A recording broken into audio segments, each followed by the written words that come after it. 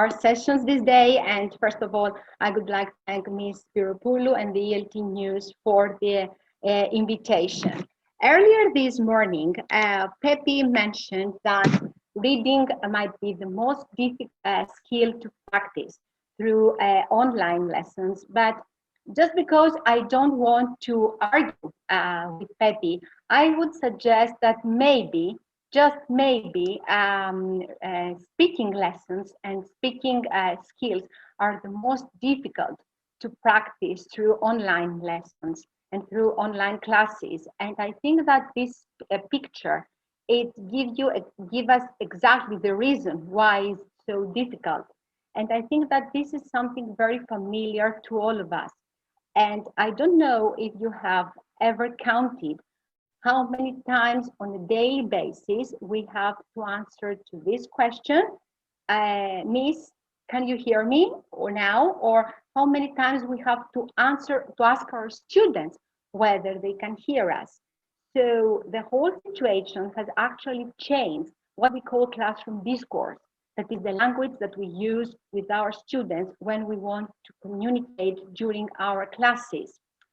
So we all know that by definition, speaking is a very difficult part to practice, and it's a very thorny issue for many different reasons, which are not necessarily related to the level of knowledge of our students.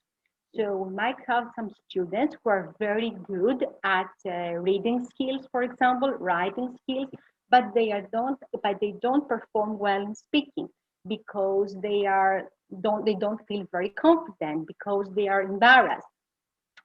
So the issue here is to see, first of all, whether these problems are carried through to the online environment, and whether there are typically more or fewer barriers. So there are students whose performance hasn't changed a lot between online sessions and the traditional face-to-face instruction that we used to have when we were in our classes. There are those few who used to be very interactive when we were in our classes, but now seem to be not very willing to participate, as if this screen creates a barrier. And there are some students who seem to be very confident now, and they think that they find that the screen is not a barrier, but actually it's a kind of a defensive wall that helps them feel more secure. So recently, and I mean recently, just a couple of days ago, I came across an article on the internet, and the writer supported that in some cases we might have less human warmth, but less stage fright, and that might help some students perform better during our speaking activities in our online classes. Now, the point is that whether we are in our face-to-face classrooms or now in our online sessions, we should always set very clear objectives and goals for our lesson and for our speaking activities. But the most important thing now is to see what kind of challenges, have in mind the kind of challenges that the current circumstances pose, and how are we going to deal with these challenges in order to serve the objectives and goals of our lessons and our activities. So the challenges posed in a speaking lesson are well known to everyone, but also the goals and the objectives. So when we talk about goals and objectives, of course, we need to develop our students' accuracy and fluency, but it's also very important to reduce the affective filter. All these factors that make our students feel less confident, feel embarrassed, feel afraid to participate and be exposed in a speaking lesson. And as for the challenges, we are all aware of these nowadays. Lack of physical presence, that's very important. We have overcrowded homes with parents working around or siblings, younger siblings running. And this can be distractor, but there are also other distractors like notifications from other applications like Instagram popping up on our student screen while we are having a lesson. And of course, there are all these technical issues that are far beyond our control: unstable internet connection, problems with microphones and cameras. And because of all these things, the result is that sometimes, or most of the times, our students might have lack of motivation and interest. So these are the things that we have to deal with and we have to work. So what we have to do is, under these circumstances, keep engaging and motivating our students. And of course, you might say that this is nothing but true, right? This is what we have always been doing, right? Try to engage and motivate our students. So why is this more important now?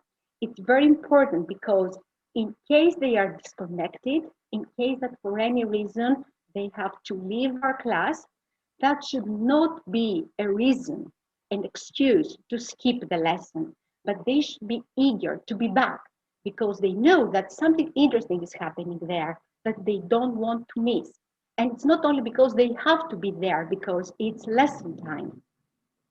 So the other thing has to do with the technical issues. So how are we going to engage our students when so many things might go wrong? Well, if you ask me, if we expect to practice speaking online only during speaking classes, we might never have the chance to do so. Even if you have prepared the best lesson plan on a piece of paper in your notebook and you are ready to put it in practice, you might never be sure that on that particular day, everything will work well enough to support your lesson because of the internet or because of any other reasons. So what we should do is to try to incorporate and integrate speaking activities in any kind of lesson you might have, whether this is a reading lesson or a writing lesson. So my suggestion is that instead of having the segregated language approach, when we actually practice and teach all four language skills in isolation and separately, we should move towards the integrated language skills approach, when all the skills are presented in conjunction with each other and offer our students ample opportunities to practice their speaking skills on a daily basis. And in order to do this, sometimes we might have to adapt our books. And to adapt our books, we need to be flexible, creative, think out and teach out of the box, and in some cases improvise, because nobody can actually predict what our student needs and what might come up during a lesson. So for the next about 30 minutes, maybe less, I'm going to give you some ideas of things that I have tried with my students, adapting the material that we have, that we work. So my first suggestion would be to invest in the pre-teaching stage to incorporate speaking.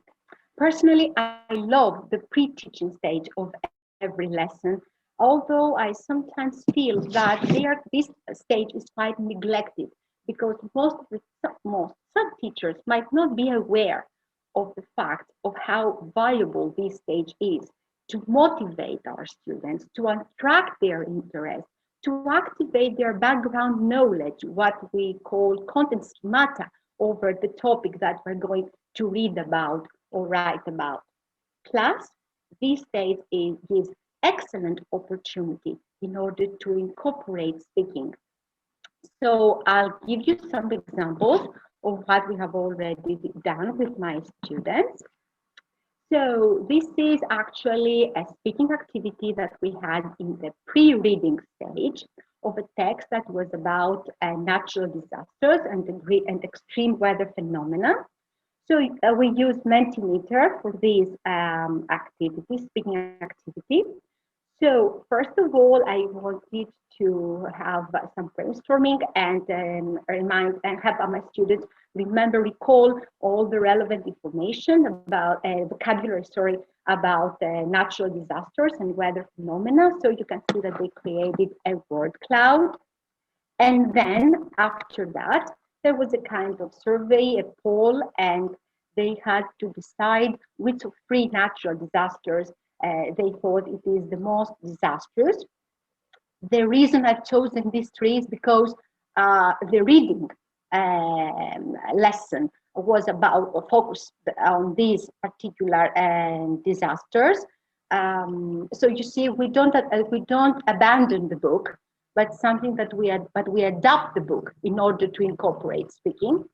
So the point, it's not only that they took part in this poll. The thing is that after that, and after they have voted, they were engaged in a discussion where they had to justify their answer and present arguments for one choice or the other. So while they were arguing and justifying their answer, I had the chance to see that they could naturally use functional language to present their opinion, like I think, I believe, if you ask me, as far as I am concerned, or even when they wanted to disagree with their peer students, they could say, well, I can see your point, but. So it was a way for me to assess that, see that all these things come naturally to them without me having to remind them the language that they have to use. And after this, the next part was a kind of a small trivia game where they had to decide which of the two volcanic eruptions is the oldest, the non-eruption of Thera or the eruption of Mount Vesuvius in Italy. That was a kind of game because there was a winner, the one with the quickest right answer.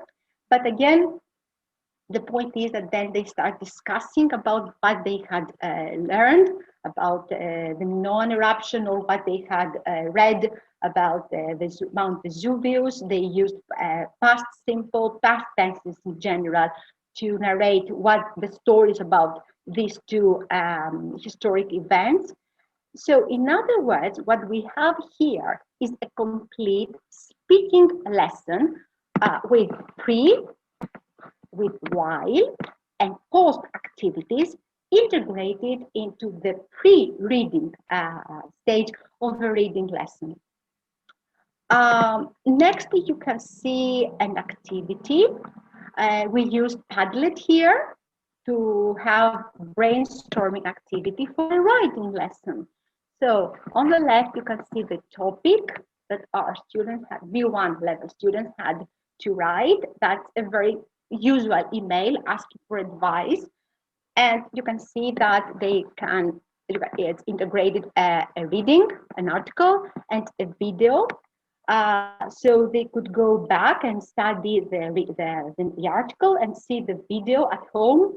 But what you can see written here is the result of a free activity that we had, where the students were asked to say why in their personal, in their real life, what are the reasons that might affect their performance at school. And you see that there are no pre-made answers presented here. There is no prefabricated language or ideas ready for them. I don't like seeing my students using ideas that I have told them to learn by heart and put these ideas into practice. I am completely against this practice. On the other hand, I like to see my students present their own ideas, and you can see that how personal this task is. You can see ideas like COVID-19 makes me worry about my health, so I can't concentrate. I had an argument with my best friend, and I really feel sorry for that, and I cannot study. Or some ideas like because I'm in love. So we cannot engage our students, really engage our students, unless we allow them bring in the lesson something from their real life. Another idea is to turn typical activities into speaking tasks with a personal item, because as we've already said, and many other colleagues have mentioned so far, personalized learning should be in the core of our lessons. So this is, again, a typical activity from a grammar book two short stories, the two short stories below have been mixed up, and the students should decide which story, which sentence belongs to which story. So of course we did this. Students were divided into two groups of four, and they worked in breakout rooms in order to recreate the stories and expand on the main sentences which are given here. But then, when we were back in our class all together, these stories gave great opportunity to discuss some other issues. For example, the first story, the story of the sad clown, is the story of Martin, who was a clown, but he hated his job. Why? Because he just was not a very cheerful person. So his smile was false. So that gave us a great opportunity to discuss how personality determines career choices. And my students were asked to reflect on their own personality characteristics and say whether they have decided on the career that they would like to do in the future and why they think, or which of these personality characteristics that they have do they think that they might help them for their future career. The other story is about Ron, a boy who thought that his parents didn't take enough notice of him. And as a result, he was so angry that one day he decided to run away from home.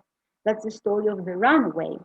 So again, we discussed why teenagers feel neglected and what kind of decisions might take or actions might take in order to attract their parents' interest. Needless to say that it was very hard to stop my students talking because that was something that was so interesting for them. And they had so many things to say and to say about from their personal life experience or maybe from their friends' experiences. Make use of your friends, of your students' curiosity. And if you ask me, maybe this is the most difficult of all, because you can never be sure what's going to attract our students' interest, despite their level and despite their age. So when this happens, you need to improvise. So this is what happened one day when we came across this, again, typical grammar activity, which turned out that it had a very interesting topic for my young adult students. It's an activity, an exercise that I had with students 18, 19-year-old. The content of this activity, of this text, was about the Gotthard-based tunnel in Switzerland, which is actually a new railway tunnel built there. And they were so fascinated about this construction that they started looking on the internet for articles about it, and they actually found some videos on YouTube about the opening ceremony and all the construction works that took place. And in one of these videos, they had there were some locals discussing about the benefits for their region of having such a tunnel, and some others were complaining about the disturbance caused. So, starting from this typical grammar activity, we ended up discussing about the advantages and disadvantages of public constructions. And that was something very personal because we live in Piraeus and our city is in complete mess for more than 5 years because there are metro station constructions. So that was something very personal. And again, they actually talked about how they feel with their city being under this situation. Another thing is to encourage our students to develop their fluency and accuracy through presentations. What I found out, and that was really surprising last year when we started these online lessons, was the fact that although our students know how to upload photos, how to edit photos to different applications, they know how to create videos on TikTok, they didn't have some basic digital literacy skills. like writing a Word document or making a presentation. So encouraging students to do presentations, it's very important because it helps them develop both their fluency and accuracy, because it's something that they can well work on in advance and not present in front of an audience unless they are 100% sure that everything looks great and everything looks as they want to. And presentations can work both in synchronous and asynchronous modes. So they can give their presentations live or they can record them. But in any case, it's something that boosts their confidence and makes them feel better about their knowledge. Use infographics. Personally, I love using infographics because they have so much information incorporated.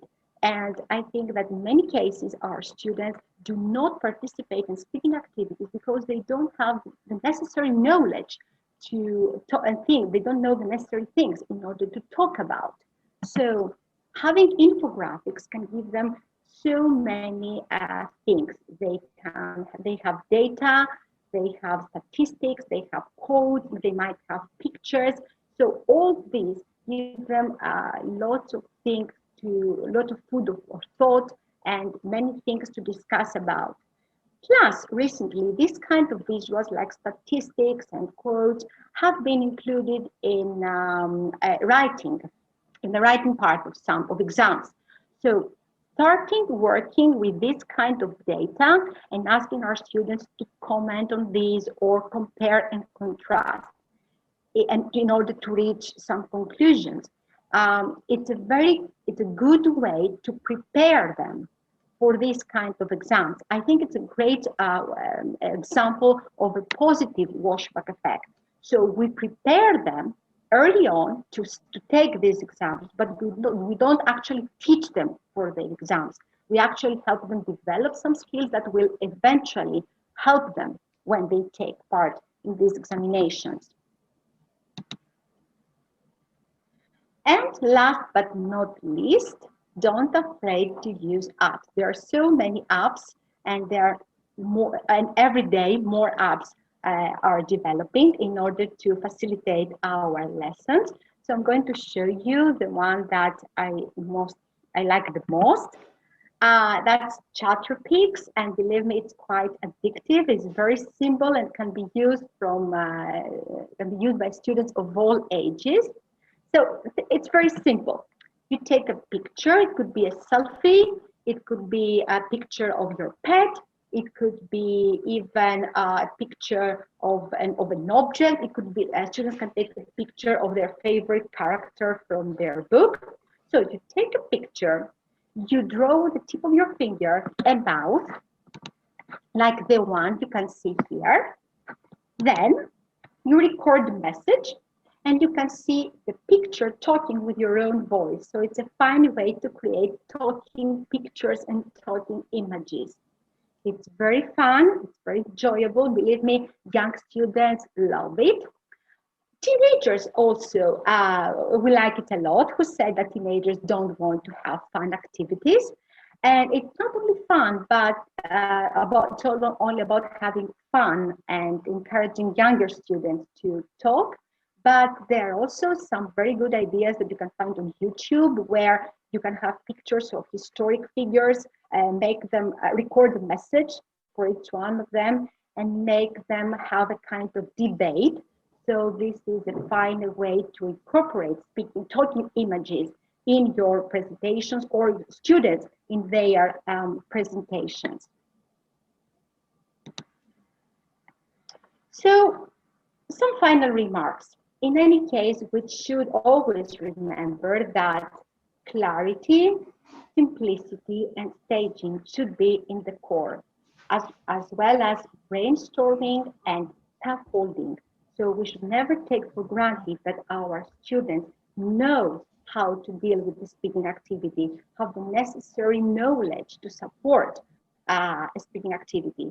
So brainstorming, scaffolding can actually encourage our students to participate and be more safe to participate and stimulate their interest. In any case, use image-based activities to attract their interest. Set clear protocols for turn taking. It is very, very easy for some students to dominate during speaking activities, either because they are more confident or because for technical reasons, because they have a very stable internet connection, because their microphone always works, in contrast to some other students that might face technical issues. So, and it's or because they feel secure and confident enough to how to keep their cameras on. So it's very easy for these students to attract our interest and dominate speaking activities. So we might be very careful, try never to neglect any of these students who don't seem very willing to participate. Keeping clear protocols for turn taking is something very important to keep all students engaged and motivated and make sure that they all participate. And of course, that's a good way, it's the only maybe way to keep students tuned in. So to summarize what we have discussed so far, first of all, try to integrate speaking activities on a daily basis. Maybe it's the only way to be sure that you are going to have speaking practice, despite all the technical issues and despite all the challenges that you might have. Focus on communication. Encourage your students to get involved in meaningful activities, meaningful speaking activities. Let them talk about themselves.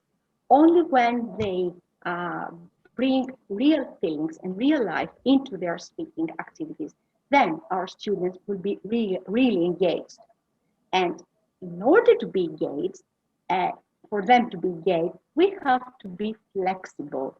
We have to improvise, because in any case, we should remember that we teach through the screen and we don't teach the screen. So never forget that even if you don't see your students, even if the only things that you see are their avatars, their pictures, in some cases, just the initial letters of their names, they're real people back there. They're real students, they're real young children, they're really teenagers. And when you teach, you don't teach to the screen, but you teach to their interest, you teach to their mind, and you teach to their souls. Never forget that good teaching is good teaching regardless of the tools.